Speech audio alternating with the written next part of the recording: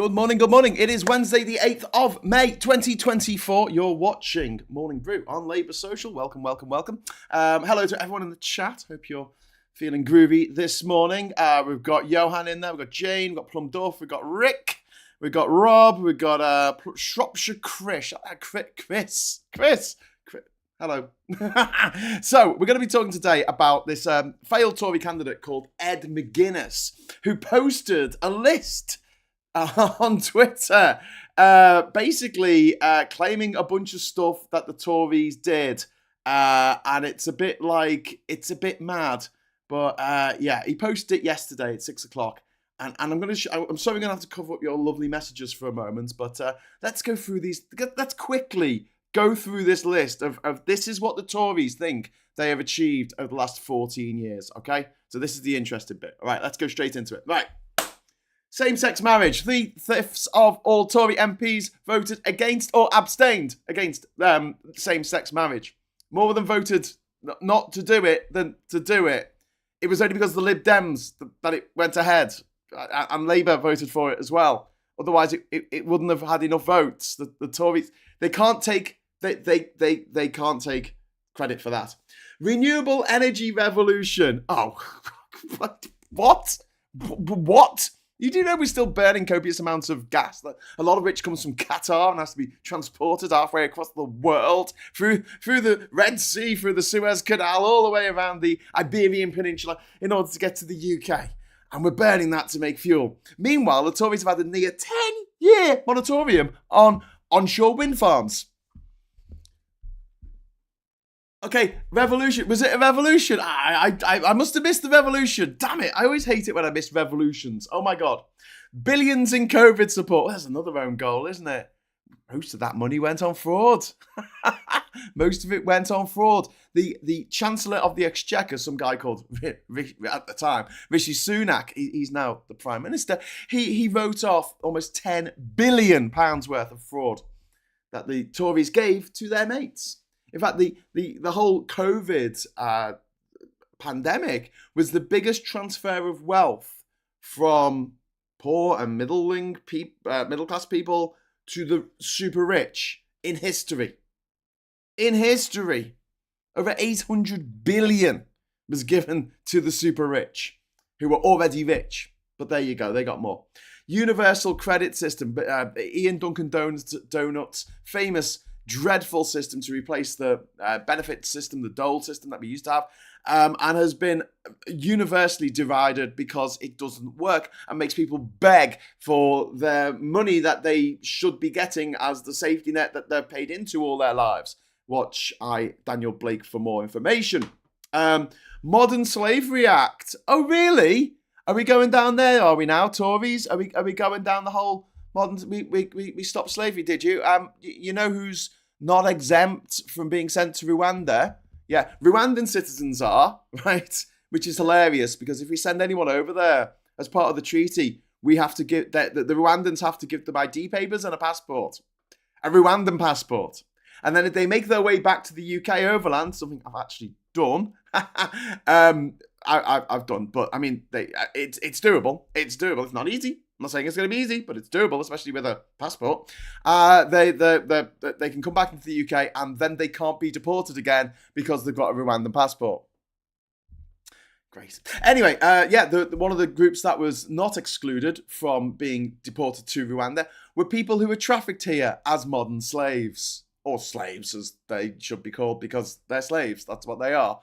I think modern slavery is like, oh, well, the old slavery, that was like white people doing that to black people, and that was bad. Whereas this is white people. Hang on.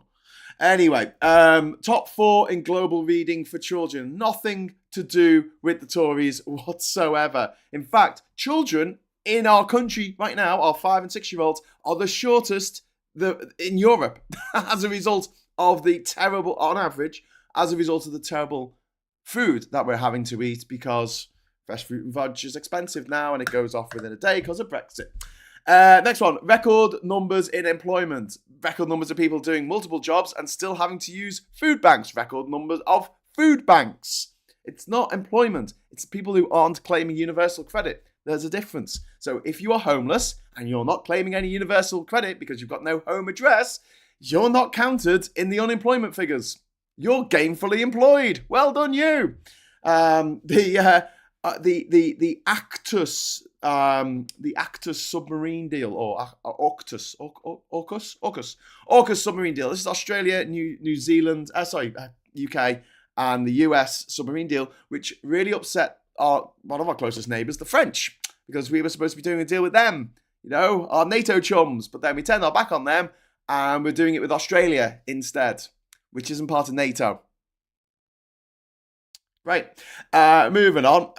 CPTPP deal. This is wonderful. This is our deal to join the European Union of the Pacific Ocean.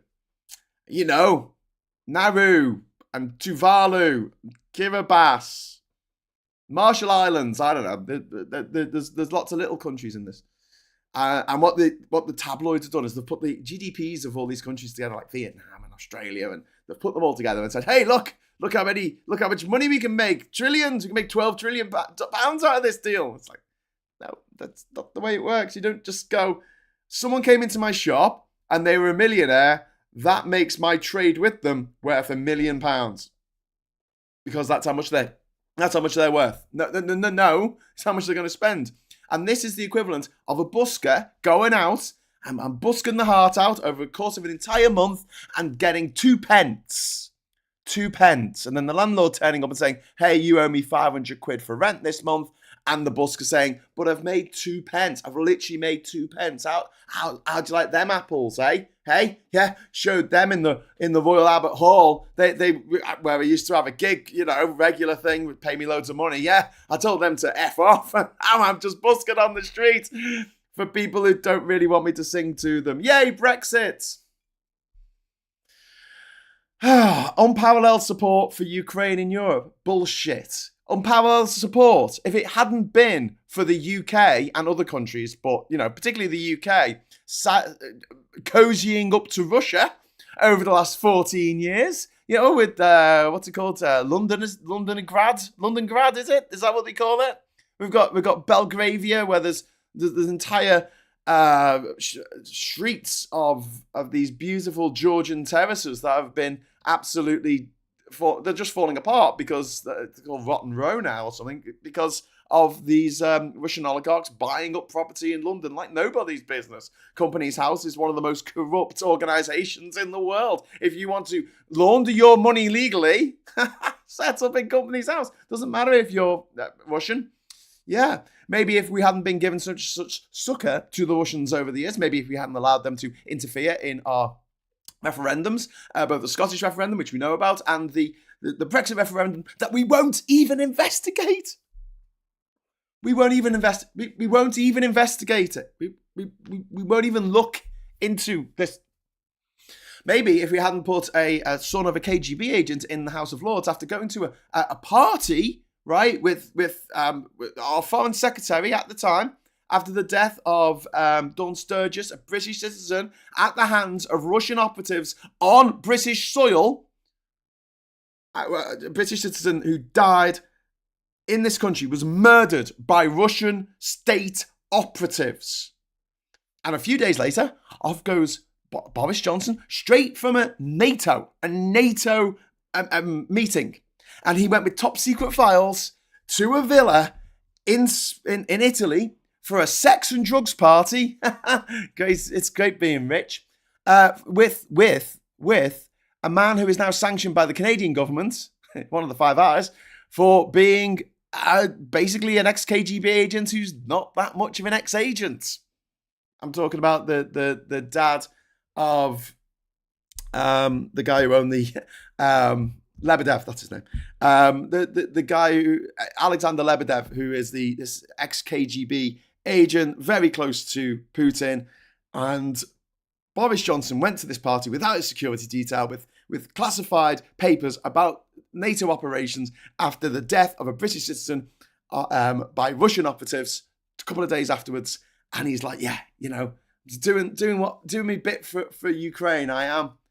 It's just like, you did your bit to empower Putin to the point where he thought he could launch a full-scale invasion of Ukraine and get away with it. Well done. Tens of thousands of Ukrainians have died. And there's blood all over the Tories' hands for what they've done, empowering the Russians against all the warnings. And in 2014, when Russia invaded Crimea and half of the Donbass region, what did our government do? Bugger all. When they murdered hundreds of civilians on a Malaysian Airlines flight, shooting them out the sky, Russian rocket, shot by a Russian. A Russian rocket given to him by Vladimir Putin. And they shot a passenger plane out of the sky. And he got away with it. Do you think that a man who's a psychopath, who's allowed to get away with their psychopathic deeds, is just going to stop? Or do you think they're going to do more and more psychopathic deeds in order to see what they can get away with? Have a think about that. Bullshit, unparalleled support for Ukraine. Oh, by the way, we made it really difficult for Ukrainians to come here. We were one of the most difficult countries to get into if you were a Ukrainian refugee, as I well know, because I brought Ukrainian refugees from Ukraine to the UK, and getting in was a bloody nightmare. Every other country in Europe said, hey, come in and then we'll do our paperwork. Not the UK. We said, do your paperwork first and then you can come in. I'll tell you what, do your paperwork. You can get to the border, right? And just before you go on go through the Eurotunnel or get on the ferry, we're going to tell you that your papers aren't in order. So you're going to have to stay in Calais for a bit and sort them out at great expense. Unparalleled support for Ukraine, right? Right? Is that where you're going with, Tories? Is it? Scum. Energy support scheme. This is an upshot of the invasion of Ukraine, in which our energy bills went up from about £500 a year to about £500 a month. And they said, oh, no, it's all right, because we're not going to cap the price. We're just going to let that go up as much as we like, but we'll give you £100 back. So people were having to choose between heating and eating. Great, well done. Well done, Tories. This is my favourite here. Crime down 15%. Yeah, that's what happens when you take fraud off the list of recognised crimes. It's not a crime. I mean, fraud, is that really a crime? It's kind of a victimless crime, isn't it? The only people who, are victimised by it are the people who get defrauded, which is our country, which is us at the moment. Lifetime skills guarantee, which hasn't gone anywhere. 2 new aircraft carriers, which keep breaking down. Pension plan reforms. Yeah, the reforms are this. If you are below the age of 50, you're never going to retire. Thanks, Tories.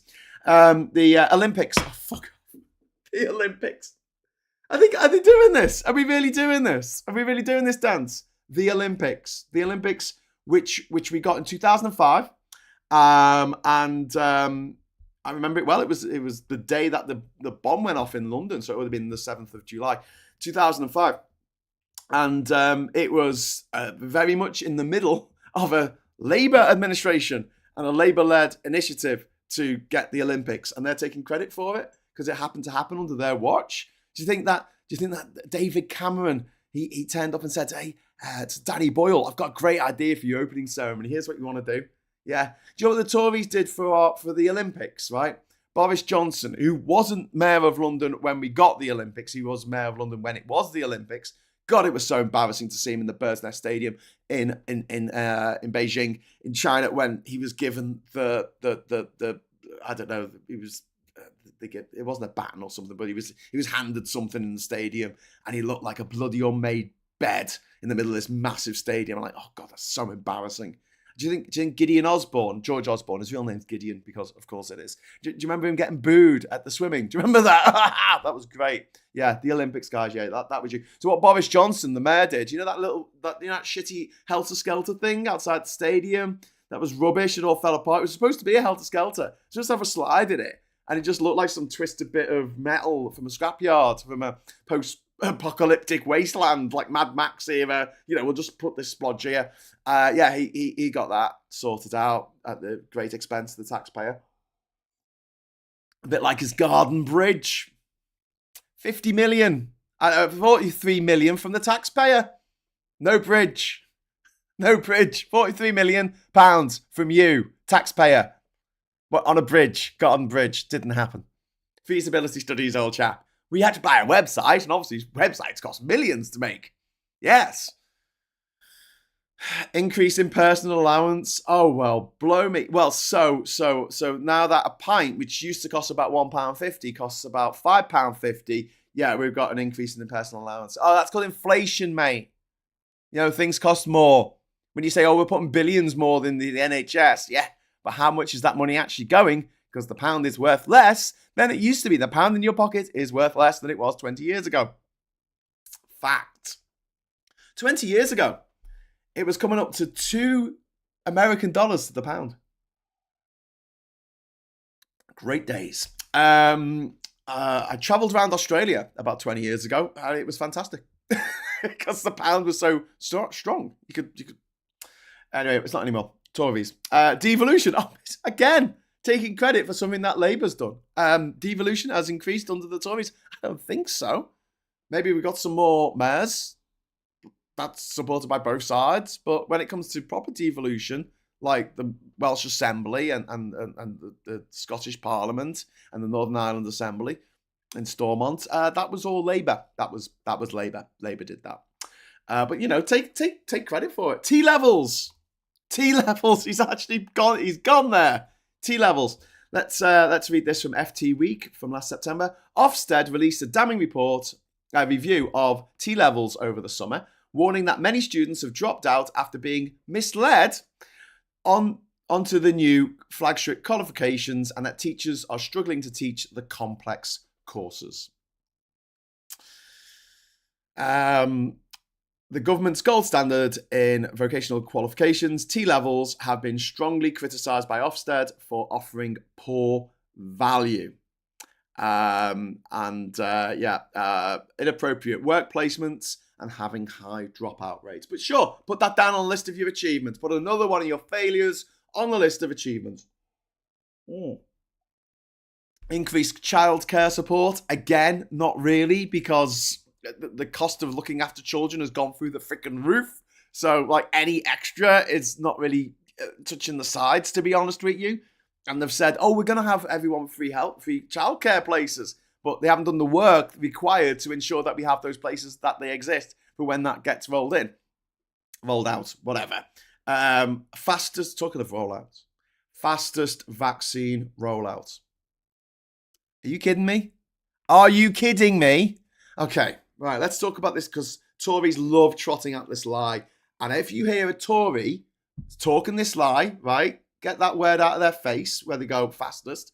No, we're not having that, okay? Take that filthy word out your mouth, because we weren't the fastest. Well, we were, in a way, in the idea that in the Grand National, a horse that gets through the first fence first is technically the fastest up to that first fence. And then they jump over the fence and they fall over and have to be shot dead because, you know, we like to brutalize animals for some reason. I don't know why. And you go, oh, but it was the first up to the first. Oh, well done. It was the first out the gate. It was the first. Yeah. But here's the reality, right? We could have, and we did develop our vaccine that we used, the AstraZeneca vaccine. We developed it while we were still under EU rules. I know we had technically left the EU at the end of January 2020, but we didn't actually leave the rules of the EU for another year afterwards. So we got that deal in. Remember the deal that had to be rushed before Christmas? The amazing deal that David Frost managed to negotiate for us. Fantastic stuff. There you go. Graham, the Olympic announcements was the 6th of July, the day before the attacks. Thanks very much for the super chat there, mate. Yeah, okay. I stand corrected. It was the day before. I knew it was nearby. I thought it was the same day. I remember I was on the way up to Scotland to go for the Live 8. Remember Live 8? Remember we all went to Scotland? We went to Edinburgh all dressed in white. The Drop the Debt campaign, the Jubilee 2000. Remember that? Activism. Anyway, thank you very much for the super chat there, Con, and the correction. Small correction, I fear. Vaccine rollout. So let's tell the story about the vaccine rollout, shall we? Quickly, very quickly. Got other things to get through. We did have the first vaccine, which was great. And we did get a lot of people vaccinated with the AstraZeneca jab in the first couple of months of 2021. But then we found that it could cause a very, very small minority of people, young people, were getting blood clots from the vaccine. And so we had to stop using it until or slow down the rollout of the AstraZeneca jab over the summer. And that's why lots of people who were in their 40s weren't actually vaccinated, including myself, until sort of the June, July of that year. Meanwhile, other countries in Europe surged ahead because they had the Pfizer vaccine, which didn't seem to have the same kind of side effects. And we were begging for Pfizer vaccines over that summer so we could, catch up and get everyone vaccinated. But they first of all, they went to countries in Europe because they had put the bid in first, and we hadn't. Had we been part of the common vaccine rollout across Europe, we would have had more people vaccinated by the September of 2021 than other countries, and we didn't. We won the sprint at the beginning of the race, but we didn't win the race. This is something that we should be, bragging about. I mean, it was a global pandemic, and taking the achievement away from the amazing scientists who've been working for years on vaccines for this kind of, SARS infection, which they, had seen coming a mile away. Said, look, if we do get some version of SARS that is particularly deadly and very, virulent. I've never been good with that word. Very, very contagious. Then we need to be able to do something about it. And they had things set up in place. That's why it normally takes a long time to develop a vaccine, but they got those vaccines out really, really fast because they'd already done the legwork on it over many, many, many years. From the finding of the structure of DNA up till 2020. Small business growth, okay, this is the last one, and I'll go back to your message. Actually, I'll just you can remember what that says, can't you? You don't need me to leave that up. Small business growth. Are you freaking kidding me? Like I said on the thumbnail, is this a joke? So a recent survey by the British Chamber of Commerce found that half of small businesses are finding it hard to export to the EU. Due to the new complexities of trading, the UK government has set up a small and medium enterprise fund offering grants to help overcoming trading challenges. That's your money being given out like candy to private enterprise to pay for freight forwarders and customs managers and all those jobs that we didn't used to have. All that extra expense that we didn't have to have. Anyway, so that was the list. If you want to look at it for yourself, and maybe I don't know, I don't encourage anyone to be a troll, but you could go over there and put Mr. Ed McGuinness, failed Tory candidate. You could put him right over a few of these things. There's the link there. Anyway, so that's what the Tories think they have achieved in the last 14 years of government. Every single one of them is either a lie, something that they didn't do, or something that has actually ended in disaster. So I don't know what they are bragging about. The effect of Brexit on small to medium enterprises in this country has been absolutely devastating.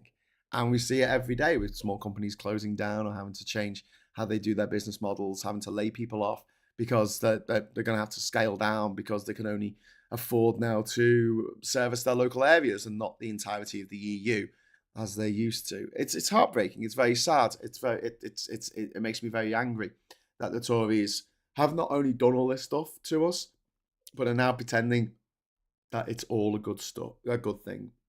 This is Tory gaslighting. And they did it. They did it in austerity. They did it during Brexit. They did it during COVID. They did it during Liz Truss's tenure, and now they're doing it now. Tory gaslighting. They do really badly in the polls. Oh, you can't trust the polls. You do really badly in the elections. Oh, well, we've got a plan. We've got to stick with the plan. The plan is working. The plan is working. The plan to just demonize and demonetize. That's what the Tories want to do to us all, basically, because they're bastards. Right. Thank you very much to Fox and Clogs for the €10 super chat. That's very kind. AstraZeneca vaccine has been withdrawn due to it not being used anymore. Side effects not mentioned in the press release. Well, I mean, it was a very, very small percentage, but the risk was there. That didn't seem to be there with the Pfizer vaccine. But yeah, Califrain Wren says we never had it so good. Yeah, talking about never having it so bad. Here's the papers. Oh, hate it when it doesn't work. Where's happened to my papers? Where's my papers? Come on, where's my papers? Oh, there they are. Okay, right. So, quick overview of the shit rags. Just to see what the gammon are reading, because I think this is interesting, because obviously no one under the age of 50 buys newspapers anymore. So these are a dying breed, but the people who read them, also a dying breed, are, they think this is true. They think this is all, they have difficulty separating facts from opinions, and these are opinion rags. So what have we got? Harry back home but won't see his king. So basically Harry's not going to see his dad when he's over for the Invictus Games, and so that's going to be all over the front newspapers of things. There's a tiny Putin here. That's a hilarious picture, and a man, I don't know why he's leaning forward like that. It's a bit weird, but there you go. There's little tiny Putin there, turning up for his 5th inauguration as dictator, emperor, imperialist scum of Mother Russia, of Moscow, the marauder of Moscow. Stormy Daniels agrees Trump hush money deal for safety.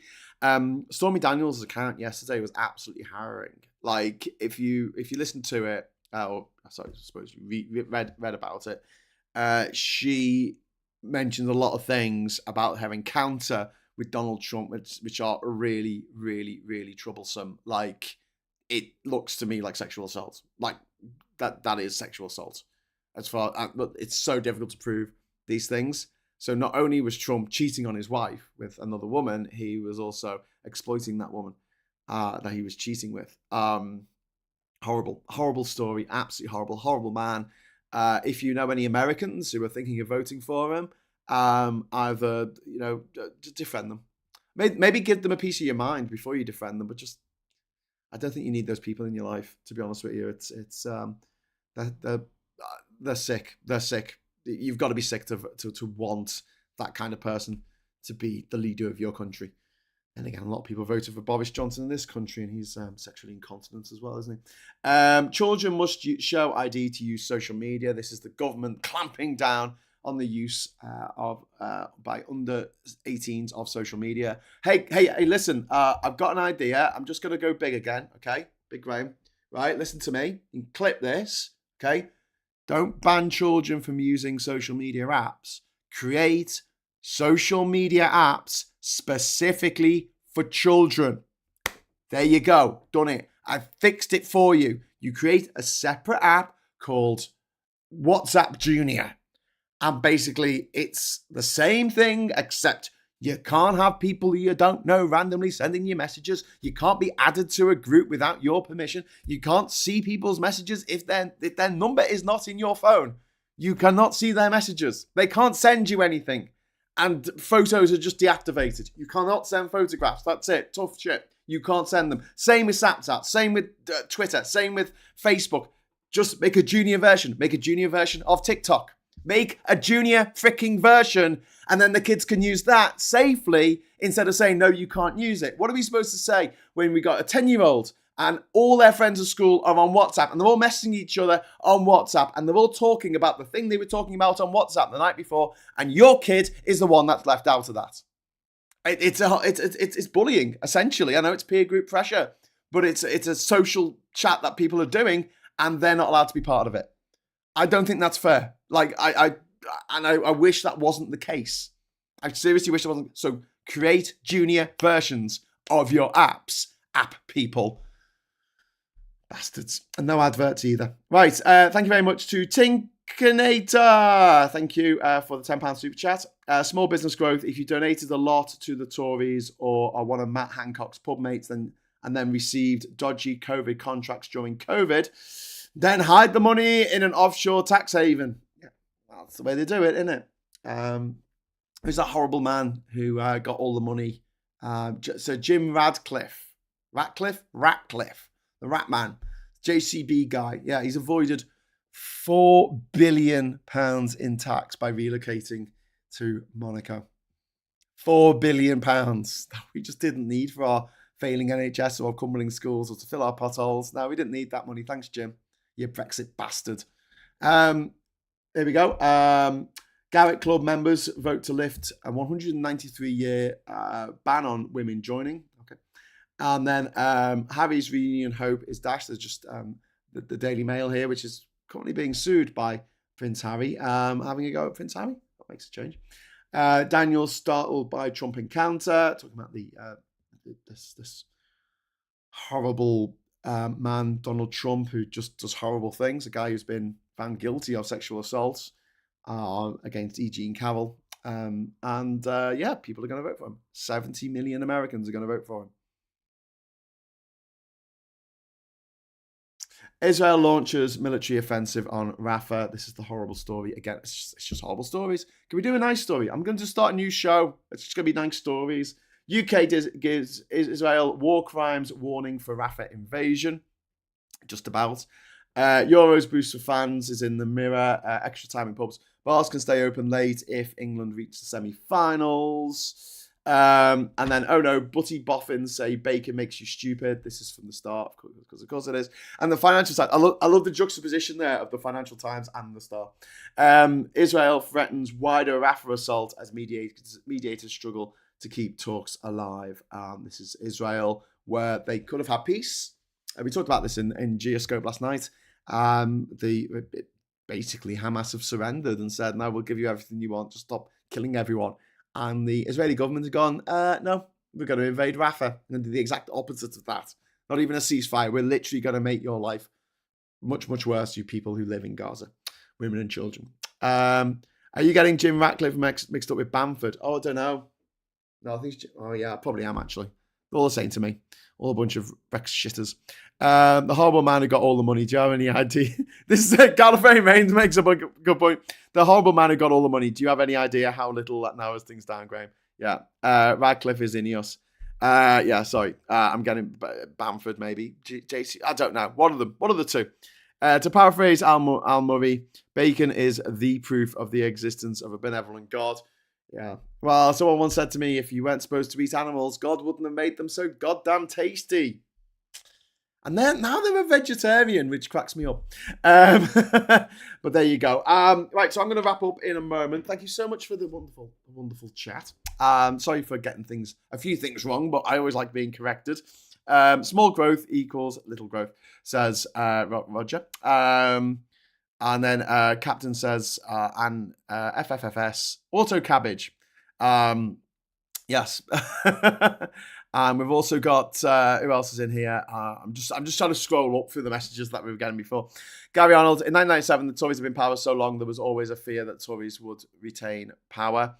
Boris and co screwed this country. We're a joke now. It's embarrassing, says Plum Duff. Absolutely. Pikachu, devolution is a stolen credit from Labour as well. Absolutely is. Oh, my mum's watching. Hi, Mum.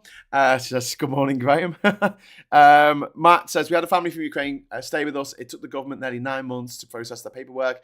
They processed 6 of the 7 sets of paperwork, but delayed the 18-month-old baby. That's from Matt. Yeah. We had similar problems. It wasn't a baby that we had problems getting a dog into the country. There was a woman and her 2 children. The husband had been left behind in Ukraine to fight. They didn't know they were ever going to see him again. And they had a little dog. And they called Oliver. And they stopped us at the border. They wouldn't let us in with the dog. Absolutely, because the paperwork. It was paperwork, really, really, really important to do paperwork. And we had some refugees come and stay with us in 2022. And getting them over here was an absolute bloody nightmare because of the paperwork. The paperwork was just insane. Whereas everywhere else, you could bring them over and then do the paperwork. But we didn't do that because the people in charge of this country are evil. The only thing that matches how evil they are is how incompetent they are. It's kind of lucky in the way that they're so incompetent that they would do a deal with Rwanda that says, if we send anyone to Rwanda, you've got to give them a Rwandan passport. And in the same deal, we say, hey, if anyone comes here with a Rwandan passport, we're not going to send them to Rwanda. Do you see the problem there, guys? Do you see what you've done? No, Tories, you probably don't because you're too goddamn stupid. Right. Okay. So thanks very much for the super chats. And sorry, Tinkanator. Did I say this? Did I? Oh yeah, I did do that. Offshore tax haven, that one. Gets out the Ouija board. Hi, Mum. Curler's A7, I'm a kind soul, so I mind you, I watched Mel Stride try to explain his reform plans. I'm beginning to wonder if I was too kind. Well, indeed. Right, so I will be back on Friday with another morning brew. But tomorrow, you've got the pleasure of the company of Phil Morehouse for Morning Brew at 9:30. So please come along to that. Oh, hang on, no, as well. Not no, but yes, he will be here. Before then, we've got Prime Minister's Questions. I also forgot. 12 o'clock today, Prime Minister's Questions. Please join me here on the same bat channel, not the same bat time, for Prime Minister's Questions, in which we will play PMQ Bingo and just kind of get through it together. It's kind of like a therapy thing. If you watch it alone, it's just too depressing, and we end up screaming at the telly. But yeah, let's watch it together if you want. You might end up screaming at the telly anyway. But I'll see you at 12 o'clock if you're going to come to that on Labour Social. Until then, I'll say thanks for watching. Thanks for the super chats. Thanks for the chat. Give us a like on the way out. Hello, good evening, welcome, and goodbye.